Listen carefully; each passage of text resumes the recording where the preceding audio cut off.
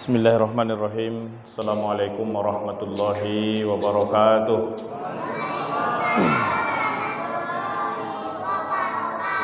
Alhamdulillahi rabbil alamin. Nahmaduhu wa nasta'inuhu wa nastaghfiruh. Wa na'udzu billahi min shururi anfusina wa sayyiati a'malina. May yahdihillahu fala mudhillalah wa may yudlil fala hadiyalah. Asyhadu an la ilaha illallah wahdahu la syarikalah. Wa asyhadu anna nabiyyana Muhammadan abduhu wa rasuluhu la nabiyya ba'dah wa la rasula ba'dah. Addal amanah wa ballaghar risalah wa nasaha lil ummah fa kasafallahu bihil gummah. Allahumma salli wa sallim wa barik ala sayyidina Muhammadin wa ala alihi wa ashabihi wa mawalah. Subhanaka la ilma lana illa ma 'allamtana innaka antal alimul hakim. Rabbis shrah li sadri wa yassir li amri wahlul 'uqdatam min lisani yafqahu qawli. Yang kami hormati Bapak Ketua Musholla beserta jajaran pengurus, para orang tua kami, Bapak Ibu jamaah fardu salat maghrib, dan juga yang sama-sama kita hormati Pak Ustadz Imam kita. Mudah-mudahan kita yang berkumpul di sini dan anak-anak kita yang kita banggakan, mudah-mudahan kita yang berkumpul di sini bahagian dari hamba yang dirahmati Allah Subhanahu wa taala. Amin ya rabbal alamin. Alhamdulillah, segala puji bagi Allah, ucapan syukur kita kepada Allah Subhanahu wa taala. Kemudian salawat dan salam kepada ruh junjungan Nabi kita Muhammad sallallahu alaihi wasallam yang berlapaskan Allahumma salli ala Sayyidina Muhammad wa ala ali Sayyidina Muhammad. Assalamu alayka ya Rasulullah. Mudah-mudahan dengan kita memperbanyak salawat dan mengirimkan salam kepada beliau, kita termasuk bahagian dari umatnya yang mendapat syafaatnya di yaumil kiamah nanti. Amin ya rabbal alamin. Bapak Ibu yang dirahmati Allah Subhanahu wa taala dan yang kami muliakan, baik pada kesempatan ini Bapak Ibu kita berkumpul bersilaturahim. Sering kami sampaikan, lastu aula minkum wala a'lamu minkum. Tidaklah yang berbicara ini lebih baik, lebih pandai, lebih soleh, lebih banyak ibadahnya diketimbang yang mendengarkan. Hanya saja kita saling mengingatkan satu sama lain. Kemarin setelah hari raya Idul Fitri, kalau tidak salah hari raya keempat ke kelima, Pak Kabak Kesra, Pak Haji Sawir Kasim nelpon. Jadi beliau mengatakan, Pak Ustadz bisa nggak kira-kira untuk kita buat kajian di musolla, ya, musolla kita. Maka saya sampaikan insya Allah nanti pulang ke rumah kita sesuaikan. Bukan penuh jadwal, hanya saja kadang memang rata-rata orang memilih malam Ahad, malam Sabtu, malam Sabtu banyak. Jadi tadi ditelepon juga sama Pak Ustadz Ari, sudah sering juga sih komunikasi dengan beliau. Beliau mengatakan bagaimana kalau kita jadwalkan Pak Ustadz untuk kajian rutin kita di musolla, untuk menghidupkan suasana kita di musolla. Musolla dan masjid tidak hanya cukup dengan sholat berjamaah, tapi kita hidupkan dengan kajian-kajian yang mana tahu mungkin sudah lupa mengingatkan, dan mungkin ada yang belum kita tahu. Mungkin mohon maaf, bukan karena mengikuri, tapi mungkin disinilah kita saling berbagai. Maka saya sampaikan yang ada kalau malam Isnin memang saya kosongkan Pak Ustadz Ari, karena memang ada kegiatan. Biasanya hari Minggu, hari Ahad itu ada kegiatan, jadi tak terkejar kalau malam Ahad. Malam Selasa ada di Nurul Islam salah satunya, saya kasih pilihan malam Rabu. Malam Rabu saya hanya ngisi malam kedua saja.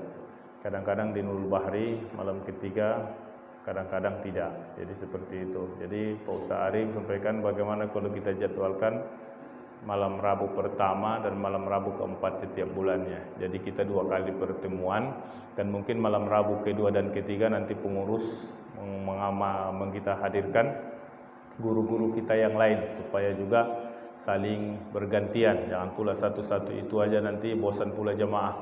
itu aja Ustaz macam tak ada Ustaz di Dumai ini kata dia pula kan. Jadi kita ganti-ganti, kita selang-seling saja supaya lebih banyak referensinya, banyak gurunya, semakin bertambah berkah dan bertambah ilmunya.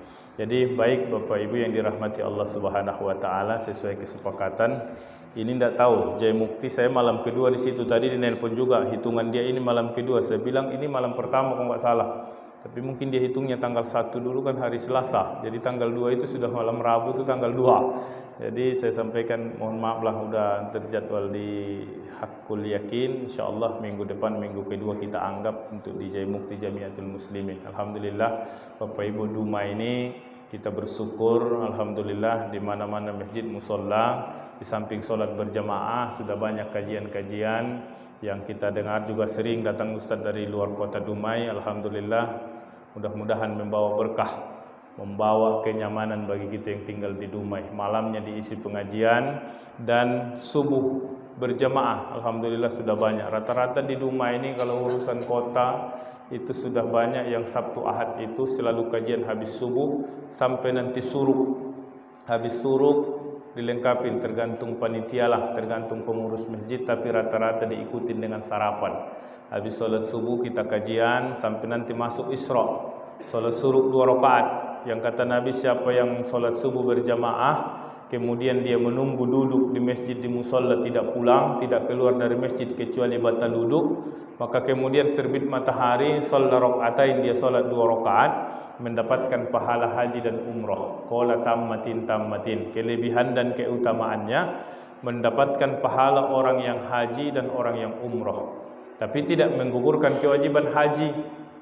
Kalaupun sudah solat suruk setiap 1 pekan, Ahad dan Sabtu, kata dia sekali itu tidak usahlah haji lagi, sudah dapat pahala haji. Tidak pun berangkat haji tahun ini tak apa-apalah, saya sudah dapat pahala setiap 1 pekan, setiap hari Ahad dan Sabtu. Alhamdulillah subuh berjamaah salah satu yang diinikan oleh Tuan Guru kita Ustaz Abdul Somad itu selalu biasa dulu kalau dia datang ke Dumai selalu dia minta kajian subuh.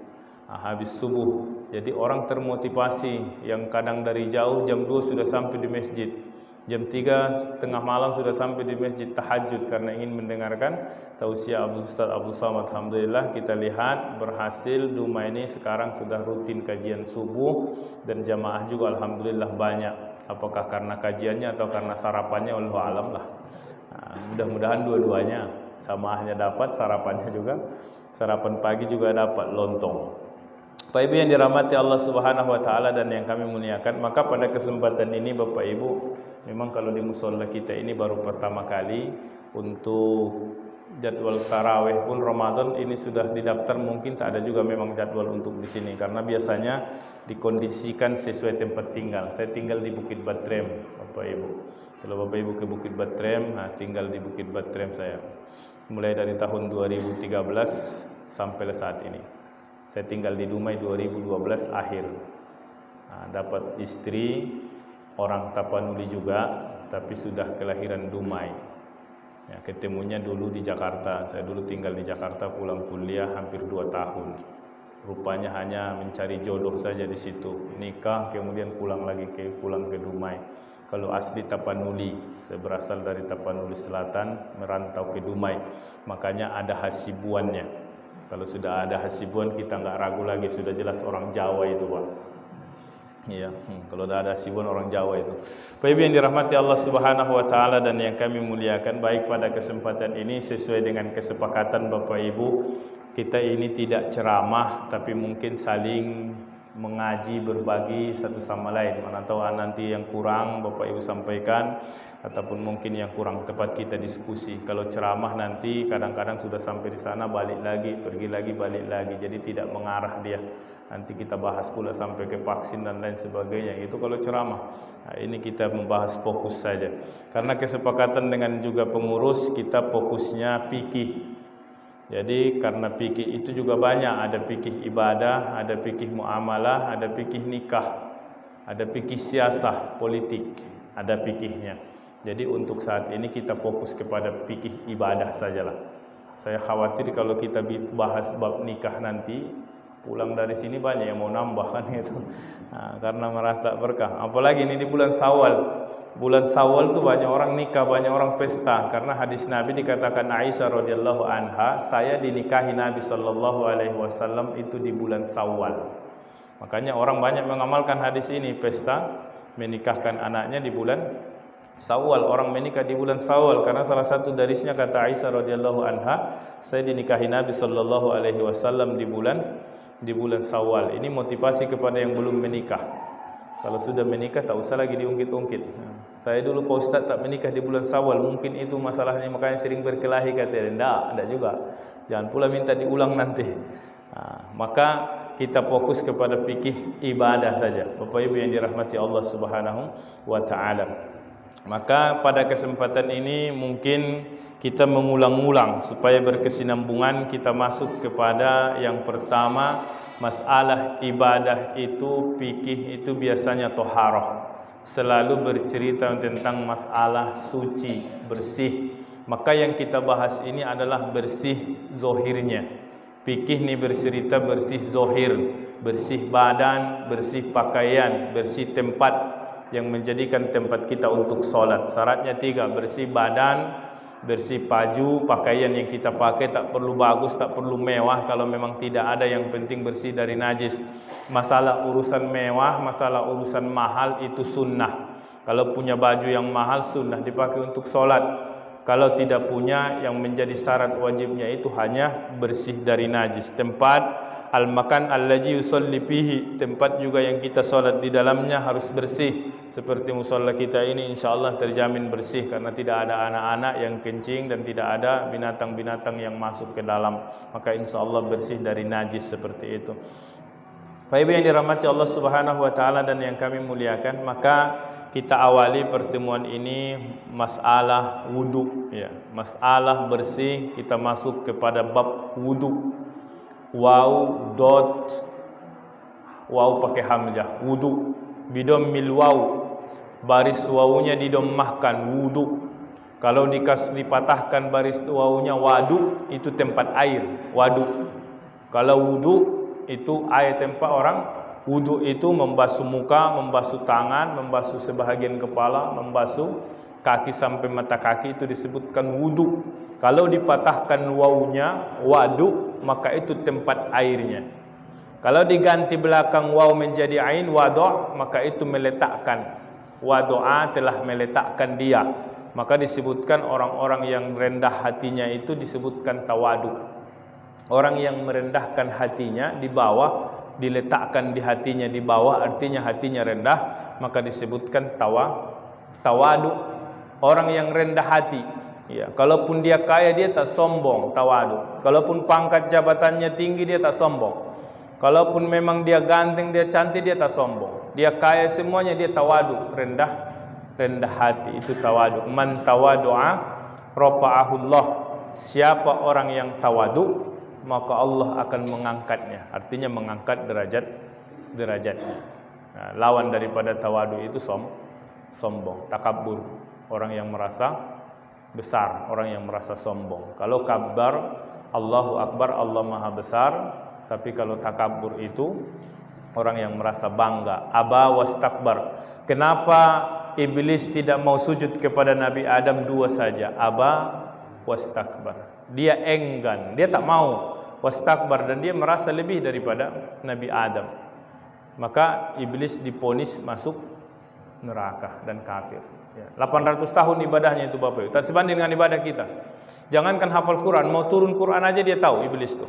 Sebelumnya 800 tahun ibadah, hanya 1 kali saja diperintahkan Allah usjudu li Adam apa sajadu illa iblis aba wastakbar wa kana minal kafirin. Ketika diperintahkan Allah sujudlah kepada Nabi Adam, maka dia tidak mau, aba wastakbar. Dia merasa bangga dan dia sombong, maka Allah katakan wa kana minal kafirin, dan dia orang yang kafir.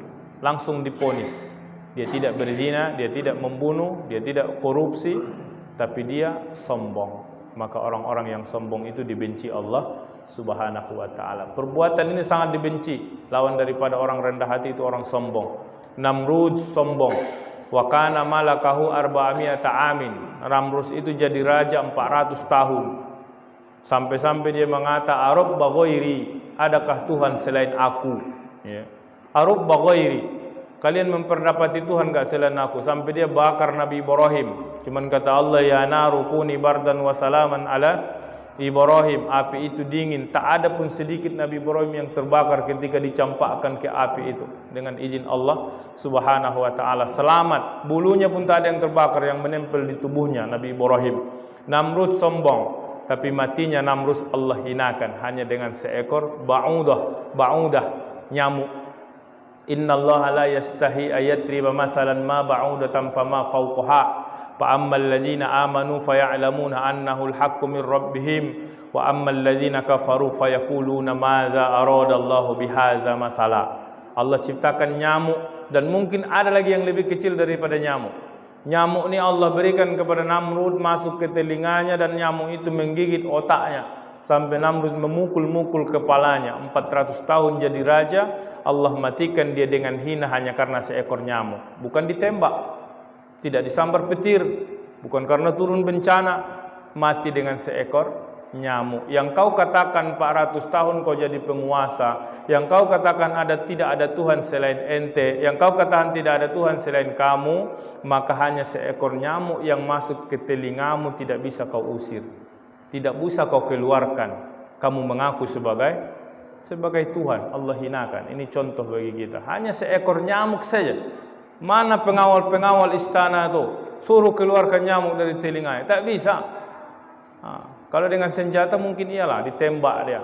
Tapi ini Allah hinakan matinya hanya karena seekor nyamuk. Sama dengan Fir'aun. Fir'aun juga begitu. Sombongnya Fir'aun, matinya Fir'aun hanya masuk air ke ruang rongga pernapasan. Anak-anak nih kalau kita kasih minum, anak bayi, kalau masuk ke rongga pernapasan itu maka dia tersendak ya. Dia batuk, tersendak ya.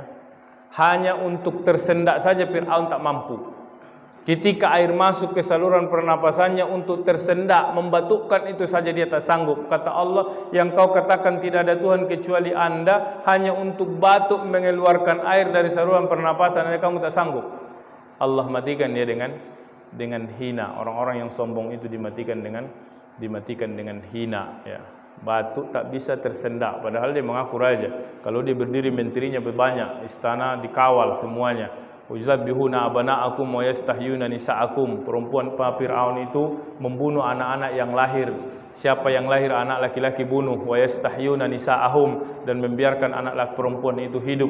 Kalau perempuan yang lahir itu dibiarkan hidup, tapi kalau anak laki-laki semua dibunuh oleh Fir'aun. Tapi ketika dia masuk air ke saluran pernapasan untuk tersendak saja dia tidak mampu. Di mana kau katakan yang kau kuasa, yang kau hebat, yang kau menjadi raja, yang kau mengaku sebagai Tuhan, hanya untuk tersendak saja kamu tidak bisa melakukannya itu. Maka Allah Subhanahu wa taala memberikan kabar, Allah Subhanahu wa taala memberikan gambaran kepada kita.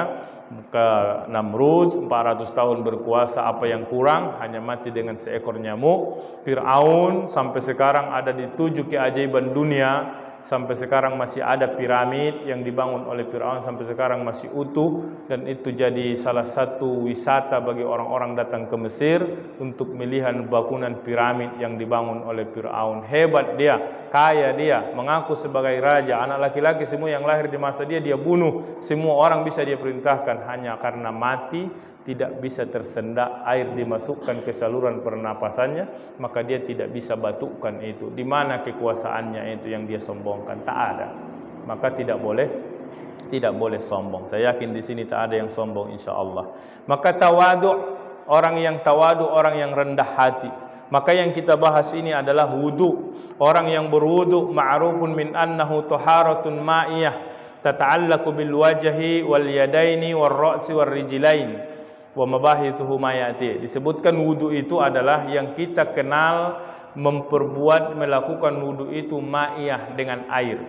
Kalau wudu itu dengan air. Kalau dengan tanah disebutkan tayammum. Kalau tidak ada air maka dibolehkan tayammum. Ataupun ada air tapi dia tidak boleh memakai air, maka boleh juga tayammum. Jadi daruratnya tidak mesti tidak ada air.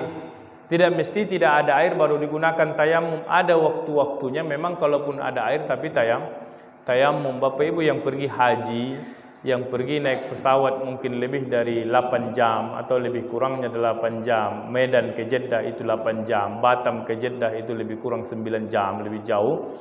Maka kita di waktu itu tidak bisa mengatur keberangkatan. Bisa jadi kita berangkat di waktu itu masuk waktu dan wudhu batal, maka hanya cukup dengan tayamum, dan tayamumnya pun tidak perlu pakai tanah, tidak perlu pakai debu. Tidak usah pula nanti mau naik pesawat bawa tanah pula dulu kan. Itu apa tanah tuh, kata petugasnya, saya mau tayamum nanti di pesawat kan. Tidak ada, tayamum itu juga tidak mesti dengan tanah. Maka wudu ini identik dengan air. Orang yang berwudu itu selalu menggunakan air. Tata'allaku bil wajahi, apa saja yang disebutkan dengan berwudu bil wajahi, muka mulai dari tumbuhnya rambut sampai daun telinga kiri kanan sampai dagu. Ini muka, batas muka. Tidak boleh tidak basah, ya. Tidak boleh tidak terkena air. Wajib terkena air mulai dari tumbuhnya rambut. Makanya bapak-bapak yang pakai peci biasanya agak diangkat sedikit supaya kena mulai dari tumbuhnya rambut sampai telinga kiri kanan. Ini kita mengulang saja sampai ke dagu. Maka itu yang disebutkan dengan wajah, muka. Wal yadaini, dua tangan. Wal yadaini ilal mirfaqain, dua tangan sampai ke siku. Nah, bacaan Qur'annya mulai dari ujung sampai siku, tapi itu tidak jadi patokan. Bagaimana kalau dia basuh dari atas sampai ke bawah? Artinya Al-Quran menjelaskan sampai ke siku itu adalah batasan. Kalau cara mensucinya, kalau memang memungkinkan dia dari ujung sampai ke bawah, itu bagus, disunnahkan. Kalau kamar mandinya memungkinkan, ada kadang-kadang yang memang agak tinggi, jadi kita cuci dari atas sampai ke bawah, itu bahasa Quran seperti itu, membasuh tangan sampai siku. Tapi kalau tidak memungkinkan, ada kadang-kadang kamar mandi rendah dia, kalau kita paksakan juga siku sudah kena lantai, siku sudah kena tanah, maka tak masalah, karena ini batasan. Batasan untuk mencuci tangan itu dari sampai ke siku. Ini sudah sering kita, mungkin Bapak Ibu ada yang melihat videonya, salah satu ceramahnya Ustaz Abdul Somad juga begitu. Beliau mengatakan ketika berwudu, ada seorang dokter bedah dicerita dengan beliau, maka mereka juga dia mengatakan kalau cuci tangan untuk operasi, maka dianjurkan menurut ilmu kesehatan nyucinya dari ujung sampai ke bawah. Kalau dia nyuci dari bawah sampai ke ujung, kata dokter itu khawatir nanti di ujung kukunya menyimpan bakteri. Ketika dia operasi, takut kuman itu nanti nyangkut di kaos tangan atau di tempat yang mau dioperasi. Maka dari ilmu kesehatan pun sudah menganjurkan mencuci tangan itu ketika operasi dari ujung sampai ke bawah. Jadi alhamdulillah Islam sudah mengajarkan kita dari dulu cuci tangan sampai ke siku. Makanya saya sampaikan kalau istilah virus yang sekarang hanya anjuran cuci tangan, insya Allah kita terpelihara. Tapi kita bukan sombong, karena kita memang cuci tangan 5 kali yang wajib dalam satu hari, satu malam. Zuhur, asar, maghrib, isya, subuh. Bahkan kata Nabi, kalaupun tidak sholat subuh bagi perempuan, siapa yang bangun tidur, maka jangan meletakkan tangannya di atas bejana hatta yaksilu salasan. Ada yang mengatakan jumlahnya, ada yang mengatakan Imam Bukhari tidak disebutkan jumlahnya. Bagi orang yang bangun tidur, kalaupun dia tidak sholat, dia tidak berwudu, mungkin perempuan, maka jangan meletakkan tangannya ke bejana sampai dia mencuci tangannya. Nabi sudah ajarkan itu. Jangan langsung bikin kopi. Kata Nabi, kenapa? Fa innahu la yadri aina batat yadah. Karena ketika kita tidur tidak tahu tangan ini posisinya di mana.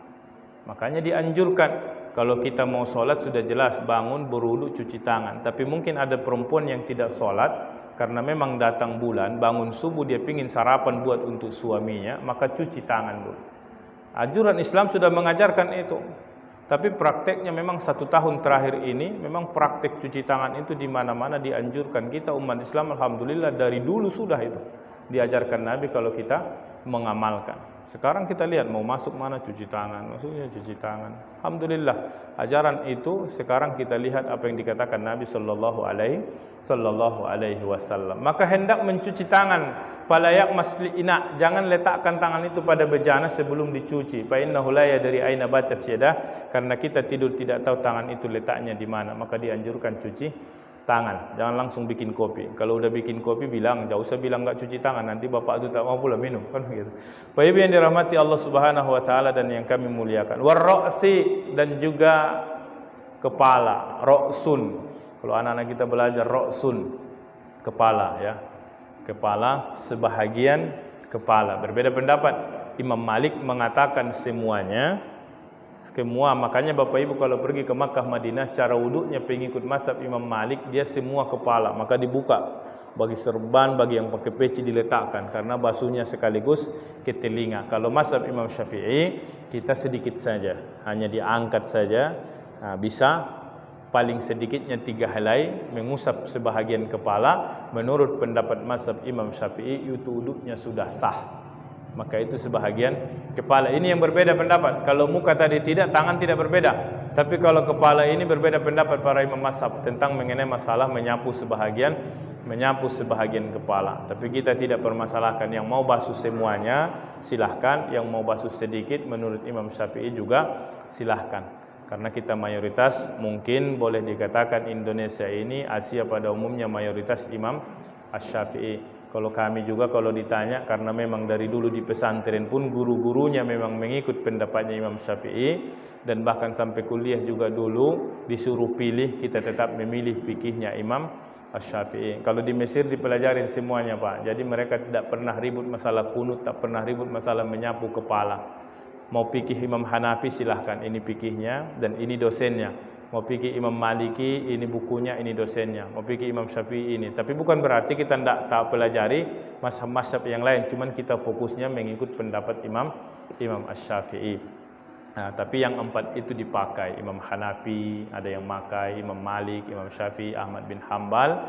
Dan kita tidak permasalahkan hanya karena berbeda pada hurufnya saja. Semua imam mazhab ini sepakat solat subuh 2 rakaat. Tidak ada satu pun imam mazhab ini yang mengatakan subuh 3 rakaat. Tak ada. Hanya saja berbeda di masalah kunut. Imam Hanafi mengatakan kunut itu tidak ada. Kalaupun ada kunut itu namanya kunut nazilah. Sependapat dengan Imam Ahmad bin Hambal. Karena berdasarkan hadis Nabi pernah berkunut 1 bulan, setelah itu berhenti. Menurut ulama lain, Nabi tidak berhenti kunutnya, hanya saja doa yang dihentikan Nabi SAW pada waktu itu ke Bani. Ada satu suku yang ingin Nabi SAW, mereka ingin dilaknat. Maka berbeda pendapat. Mau kunut silahkan, mau tidak kunut juga tidak masalah menurut pendapat Imam Hanafi. Bahkan Imam Syafi'i Bapak Ibu, ketika dia bertamu ke Imam Hanafi sudah meninggal dunia. Imam Syafi'i tak bertemu dengan Imam Hanafi paling tua. Bertemu kalau Imam Malik dia sempat berguru. Dia sempat datang ke tempatnya Imam Malik, dia ketokin pintu, Assalamualaikum, Waalaikumsalam, dibuka sama pembantunya Imam Malik. Kata pembantunya, apa hajat wahai, dia belum dipanggil Imam Syafi'i, apa hajat wahai Syafi'i? Maka dia katakan, saya ingin bertemu dengan Imam Malik. Maka apa tujuannya? Saya ingin belajar dengan Imam Malik. Pembantunya pergi temui Imam Malik, ada tamu Syafi'i, dia ingin bertemu dengan anda. Tujuannya apa? Dia ingin belajar dengan anda. Kata Imam Malik, tolong sampaikan dengan dia sebelum dia belajar, tolong dia baca buku saya, kata Imam Malik. Yang kita lihat sekarang buku Al-Muwatta, itu tebalnya dari tebal mushaf lah, lebih kurang. Coba dia baca dulu Al-Muwatta, supaya nanti ketika dia ingin belajar dengan saya tidak salah paham. Coba dia pahamin dulu buku-buku Imam Malik yang dia suruh, itu buku Muwatta. Keluar lagi dia, pesan dari Imam Malik sebelum belajar dengan dia, wahai Syafi'i, tolong baca dulu bukunya. Ada karangan Imam Malik namanya Al-Muwatta, tolong dibaca dan dipelajari dulu sebelum belajar dengan Imam Malik. Kata Imam Syafi'i, sampaikan kepada Imam Malik, alhamdulillah saya sudah hafal itu. Saya sudah hafal Muwatta, bukan cuma baca saja, mulai dari awal sampai akhir sudah hafal sama Imam Syafi'i, sudah di luar kepalanya semuanya itu. Dia sudah hafal. Balik lagi dia, wahai Imam, kata Imam Syafi'i itu jangankan baca, dia sudah hafal Muwatta. Maka keluar Imam Malik, kata dia carilah guru lagi lain daripada Imam Malik kalau sudah hafal Muwatta. Karena Imam Syafi'i ini Bapak Ibu luar biasa, 7 tahun sudah hafal Quran. Kalau dia baca buku ini, begitu dia baca ditutup sudah hafal. Itu kelebihannya. 7 tahun dia sudah hafal Quran. Beda dengan mayoritas kita sekarang. Kalaupun ada anak-anak kita 10 tahun hafal, Maka alhamdulillah salah satu kelebihan itu. Bapak ini rahmati Allah Subhanahu wa taala dan yang kami muliakan. War-ra'su, dan kemudian menyapu sebahagian kepala. War-rijlain, dan kemudian dua kaki, ilal ka'bain. Masuk basuh kaki sampai mata kaki. Maka 5 ini, muka, tangan, kemudian kepala sebahagian, kemudian kaki sampai mata kaki. Ya, ini anggota yang dibasuh ketika berwudu. Beda dengan tayamum. Kalau tayamum hanya 2 saja, muka dengan tangan. Ya, muka dengan tangan saja. Tempelkan ke debu, kemudian pukulkan sekali, kemudian usapkan ke muka sekali. Tempelkan lagi ke debu, tepukkan supaya debunya tidak menempel. 1 untuk tangan kanan, yang tangan kiri kanan ini untuk tangan kiri. 2 saja kalau tayamum. Tidak perlu kepala, tidak perlu kaki. Sama dengan mandi. Kalau dia junub malamnya, kemudian dia mau mandi, tak ada air, dia mau tayamum, tak usah guling-guling di pasir. Nah, ini mau tayamum, dia anggapnya pula air itu nanti tanah, guling-guling dari situ kan. Kalau tayamum air wudu, tayamum air besar, tetap yang dua ini saja. Ya, sama kayak Amr bin As ya. Amr bin As itu dulu pernah Bapak Ibu, salah satu sahabat Nabi yang hampir lebih kurang dengan Umar bin Khattab itu kejamnya sebelum masuk Islam. Duluan anaknya masuk Islam. Dia punya anak namanya Abdullah bin Amr bin As. Abdullah ini duluan masuk Islam diketimbang ayahnya. Ketika Amr bin As ini masuk Islam, 3 bulan dia masuk Islam, maka diutus Nabi menjadi pimpinan perang pada waktu itu. Dipercayakan Nabi, ada Abu Bakar, ada Umar di situ. Tapi Nabi memilih Amr bin As itu untuk menjadi pimpinan perang pada waktu itu. Maka ketika terjadi peperangan di musim dingin, maka di malam harinya, singkat ceritanya, Amr bin As ini mimpi yang mewajibkan dia untuk mandi. Karena siapa yang ditunjuk jadi pemimpin perang, maka dia wajib jadi imam 5 waktu ketika dalam peperangan. Tak boleh digantikan. Karena memang sudah dipercayakan Nabi SAW dan tidak boleh dibantah. Ini putusan Nabi. Maka ketika tidur malam harinya, dia mimpi dan dibangun salat subuh, dia mau jadi imam. Karena ini kebetulan musim dingin, karena musim dingin bersangatan. Dulu belum ada air panasnya, semuanya, apalagi belum ada bangunan seperti yang kita lihat Makkah Madinah sekarang. Kita musim dingin pun ada angin, ada hotel yang tinggi, ada bangunan yang melindungi kita supaya tidak langsung kena anginnya. Kalau dulu tak ada padang pasir. Maka ketika bangun, Imam Amr bin As berkata dia mimpi yang menyebabkan dia mandi. Maka sahabat menghadirkan, mengambil air untuk dia mandi. Ketika dia pegang air itu, dinginnya luar biasa. Jangankan mandi, untuk berwudu aja pun rasanya tak sanggup dengan kondisi musim dingin dengan air pada waktu itu. Maka kata Amr bin As, saya tidak mandi, saya tayamum saja. Tayamum dia, kemudian sholat dia jadi imam. Ini Umar bin Khattab bergejolak nih. Ini Amr bin As baru 3 bulan masuk Islam, peperangan dia jadi pemimpin. Ketika dia mimpi malam, dia wajib mandi, dia tidak mandi, dia tayamum. Dia berani berfatwa nih.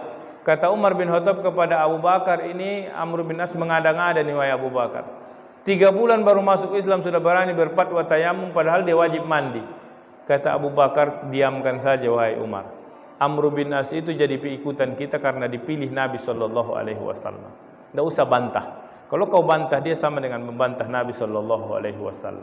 Kata Umar bin Khattab, baiklah kalau begitu. Maka dia jadi imam sholat subuh. Selesai perang, menang, pulang ke Madinah. Maka Umar bin Khattab bertemu dengan Nabi SAW, langsung dia ceritakan. Diceritakan kondisi, banyak cerita-cerita sebenarnya yang terjadi dalam peperangan itu, tapi salah satunya cerita ini. Dia ceritakan kepada Nabi SAW, ya Rasulullah, Amr bin As malamnya dia mimpi, besoknya dia tidak mandi, dia tayamum, dan dia jadi imam sholat kami. Dia berani berfatwa untuk tayamum, dan dia menjadi imam sholat subuh kami, ya Rasulullah. Bagaimana itu? Kata Nabi SAW, panggil Amr bin As. Datang Amr bin As, ditanya Nabi, apakah benar yang diceritakan Umar? Kata Amr bin As, benar ya Rasulullah. Kenapa kamu tayamum, kenapa tidak mandi? Padahal ada air. Kata Amr bin As, ya Rasulullah, pada waktu itu dinginnya, musim dingin luar biasa. Airnya dingin luar biasa. Saya pegang air ya Rasulullah, jangankan untuk mandi, berwudu saja rasanya saya tak sanggup. Kalau saya paksakan saya mandi, saya khawatir nanti setelah mandi saya sakit. Kalau saya sakit, siapa yang mandikan saya sebagai pimpinan perang pada waktu itu? Maka singkat ceritanya Nabi membela Amr bin As. Umar bin Khattab sudah kesal, tapi Nabi tetap membenarkan Amr bin As karena alasannya kalau dia sakit siapa yang menggantikan posisi dia ketika berperang. Artinya kita fokus kepada tayamumnya. Bapak Ibu yang dirahmati Allah Subhanahu wa taala dan yang kami muliakan. Maka 5 anggota ini dalilu masyru'iyyatihi, sepakat para ulama bahwa wudu ini dalilnya dengan Al-Qur'an, sama-sama kita hafal, sering kita baca dan sering kita dengarkan, ya ayyuhalladzina amanu idza kuntum ilas salati faghsilu wujuhakum wa aydiyakum ilal marafiq wamsahu bi ru'usikum wa arjulakum ilal ka'bain, surah Al-Maidah itu.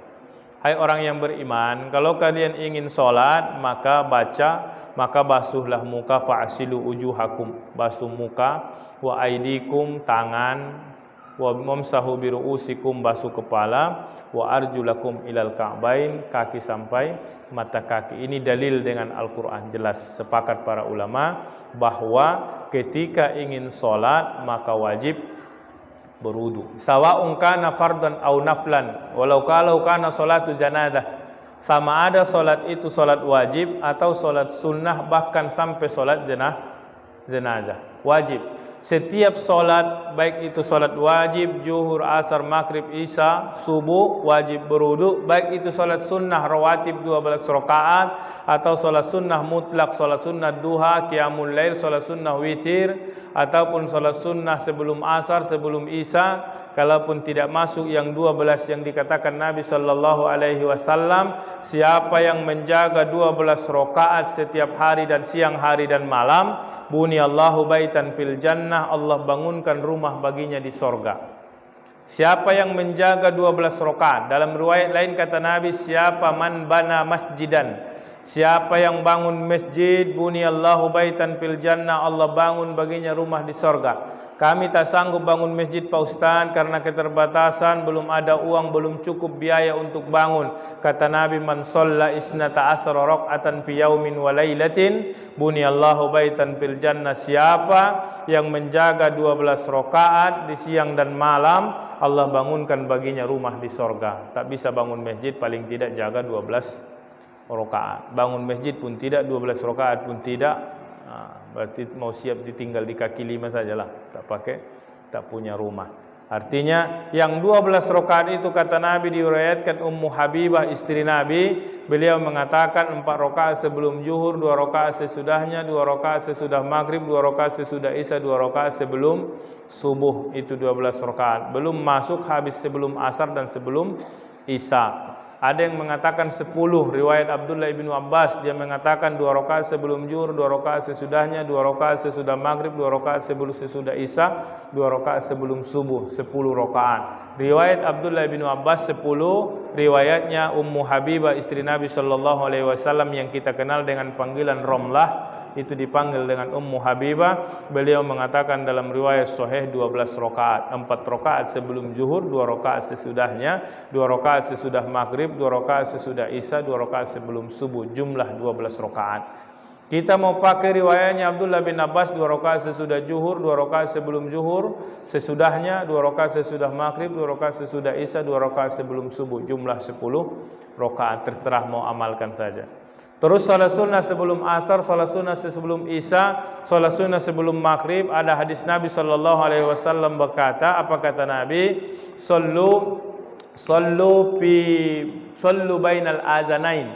Salatlah kalian di antara 2 azan. Itu dalilnya boleh salat sebelum asar, boleh salat sebelum maghrib, boleh salat sebelum isya. Di ujung hadis kata Nabi, liman syaa, siapa yang ingin mengerjakan. Kalau ingin kerjakan masalah, sebelum asar ada dalilnya solat sesudah azan. Sebelum isya ada dalilnya solat sesudah azan. Setelah azan isya sebelum iqamah solat 2 rakaat. Setelah azan maghrib sebelum iqamah boleh solat 2 rakaat. Ada beberapa masjid musalla yang mungkin mengamalkan sebentar sebelum azan, sebelum solat maghrib, maka ada 2 rakaat qabaliyah. Kata Nabi, liman syaa, bagi siapa yang ingin mengerjakan. Kalau yang dimaksud rawatib itu yang Qabliyah dengan Ba'diyah, maka itu disebutkan Nabi ada dua pendapat, 10 rakaat, 2 rakaat sebelum zuhur dan sesudahnya, 2 rakaat sesudah maghrib, 2 rakaat sesudah isya, 2 rakaat sebelum subuh, jumlah 10. Riwayat Ummu Habibah ada yang mengamalkan 4 rakaat sebelum zuhur, 2 rakaat sesudahnya, 2 rakaat sesudah maghrib, 2 rakaat sesudah isya, 2 rakaat sebelum subuh, berjumlah 12 rakaat. Yang dikatakan Nabi dalam riwayat ini, siapa yang ingin dibangunkan rumah baginya di sorga, maka hendaklah menjaga 12 rakaat setiap hari dan siang dan malam, yang kita sebutkan sebelum zuhur dan sesudahnya. Maka sama ada solat itu wajib, sama ada solat itu solat sunnah, sama ada solat jenazah, tetap berwudu ketika ingin solat. Solat jenazah, kata Nabi, siapa yang menghadiri jenazah kemudian dia ikut mensolatkan, falahu qirat, mendapatkan pahala seperti qirat.